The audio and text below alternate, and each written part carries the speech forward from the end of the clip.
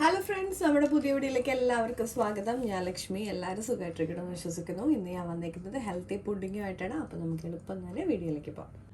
നമ്മുടെ പുഡിങ് തയ്യാറാക്കാനായിട്ട് ഞാനിവിടെ 1/2 കപ്പ് റാഗിയാണ് എടുക്കുന്നത്. ഇതിലേക്ക് നമുക്ക് 1/2 കപ്പ് തേങ്ങ ചേർത്ത് കൊടുക്കാം.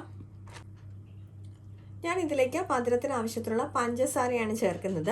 അല്ല, നമ്മൾ ശർക്കര ചേർക്കണമെന്നുണ്ടെങ്കിൽ ചേർക്കാം. പക്ഷെ അതപ്പോൾ നമ്മൾ പാനി കാച്ചിയതിന് ശേഷം നമ്മൾ പുഡിങ് തയ്യാറാക്കുന്ന സമയത്തെ ശർക്കര പാനി ചേർത്ത് കൊടുക്കാവുള്ളൂ.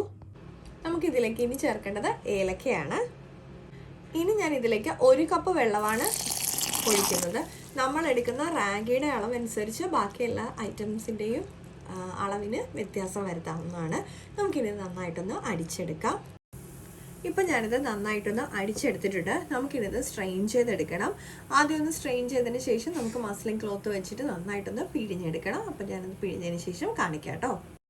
ഇപ്പം ഞാൻ നന്നായിട്ടൊന്ന് അരിച്ചെടുത്തതിന് ശേഷം നമ്മുടെ ഒരു പാനിലേക്ക് വെച്ചിട്ടുണ്ട്. നമുക്കിതൊന്ന് കുറുക്കാൻ വേണ്ടിയിട്ട് ലോ ഫ്ലെയിമിലിട്ട് വെക്കാം.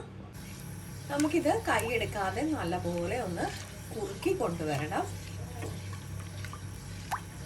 നമ്മൾ ശർക്കര പാനി ആയിട്ടാണ് കാച്ചി ചേർക്കുന്നതെങ്കിൽ ഈ സമയത്ത് പാനി കാച്ചിയതിന് ശേഷം വേണം ചേർത്ത് കൊടുക്കാൻ.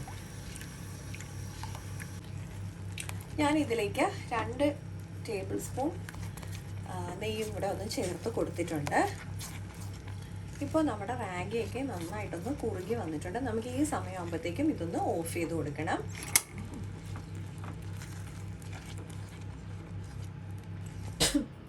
ഇപ്പോൾ ഞാൻ ഒരു പ്ലേറ്റിലേക്ക് ഒരു വാഴയിലയിൽ കുറച്ച് നെയ്യൊന്ന് പുരട്ടി വെച്ചിട്ടുണ്ട്. ഇല്ലെങ്കിൽ നമ്മൾ പ്ലേറ്റിലേക്കാണെന്നുണ്ടെങ്കിൽ നമുക്ക് നെയ്യൊന്ന് പുരട്ടി എടുത്താൽ മതി.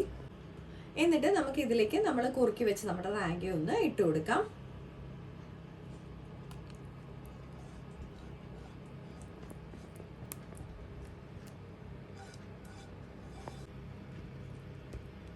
നമുക്കിതൊന്ന് സ്പ്രെഡ് ചെയ്ത് വെക്കാം.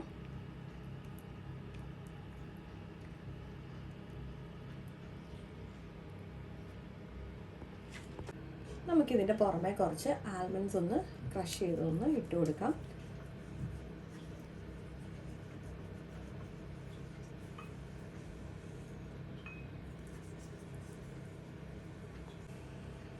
ഇനി നമുക്കിതൊന്ന് തണുക്കാനായിട്ട് മാറ്റി വയ്ക്കാം.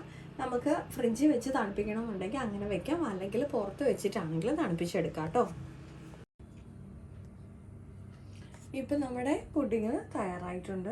അപ്പോൾ ഞാൻ നമ്മുടെ ഒരു പ്ലേറ്റിലേക്ക് മാറ്റിയിട്ടുണ്ട്. എന്നിട്ട് നമുക്കിതൊന്ന് കട്ട് ചെയ്തെടുക്കാം. ഇപ്പം നമ്മുടെ പുഡിങ്ങൊക്കെ ഞാനൊന്ന് പീസ് ചെയ്ത് വെച്ചിട്ടുണ്ട്. വളരെ ടേസ്റ്റിയാണ്, അതുപോലെ തന്നെ ഹെൽത്തിയാണ്. നമുക്ക് എളുപ്പം തന്നെ തയ്യാറാക്കിയെടുക്കാം. അപ്പോൾ എല്ലാവരും ട്രൈ ചെയ്ത് നോക്കുമെന്ന് വിശ്വസിക്കുന്നു. അപ്പോൾ തീർച്ചയായിട്ടും നമ്മുടെ വീഡിയോ ഇഷ്ടപ്പെട്ടിട്ടുണ്ടെങ്കിൽ എല്ലാവർക്കും ഒന്ന് ഷെയർ ചെയ്യാൻ മറക്കല്ലേ. അതുപോലെ തന്നെ ലൈക്ക് ചെയ്യാനും സബ്സ്ക്രൈബ് ചെയ്യാനും സപ്പോർട്ട് ചെയ്യാനും. അപ്പോൾ അടുത്ത വീഡിയോയിൽ വീണ്ടും കാണാം. നന്ദി, നമസ്കാരം.